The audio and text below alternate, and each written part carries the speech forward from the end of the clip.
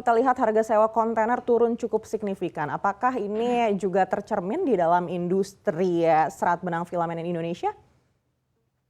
Iya, memang ini sudah hampir menuju normal ya harga kontainer ya. Jadi sekarang juga sudah nggak ada isu kontainer susah, harga kontainer mahal, sudah nggak ada isu itu sih di kita.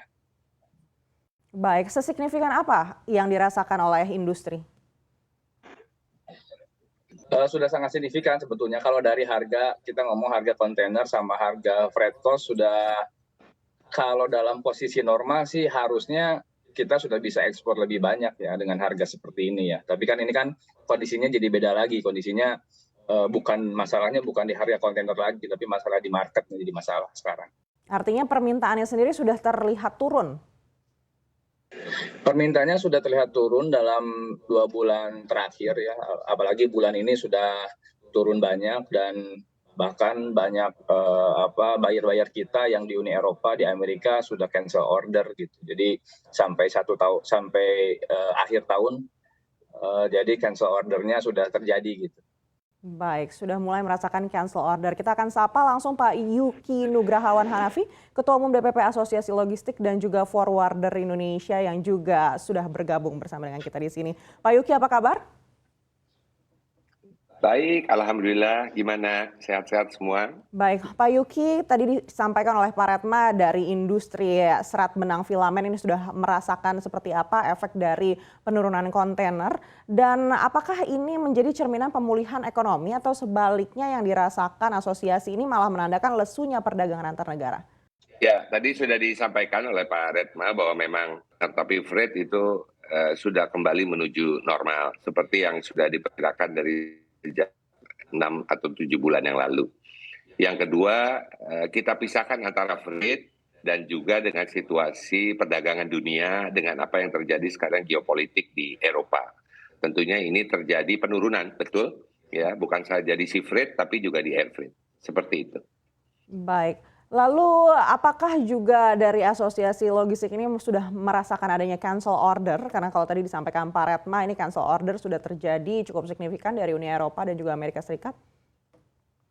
Ya, ini sudah terjadi sebetulnya sejak 2 bulan yang lalu, ya. Bukan saja ekspor tapi juga import tentunya karena ada beberapa bahan baku atau raw material yang berkaitan untuk kegiatan ekspor itu sendiri maupun untuk keperluan di dalam negeri. Betul, sejak 2 bulan yang lalu bahkan. Baik, kalau kita mengingat ekspor ini menjadi salah satu penopang juga untuk surplus neraca dagang Indonesia begitu. Artinya surplus neraca dagang kita akan terancam ke depannya. Belum tentu. Kita harus kalau kita lihat ekspor tentunya kita juga harus lihat jenis komoditinya. Ya, mungkin di beberapa jenis komoditi kata Pak Redma tadi betul, tapi kita juga mempunyai beberapa kegiatan ekspor yang berbahan baku pada mineral, ya itu ikan seperti itu. Jadi kita harus lihat secara spesifik.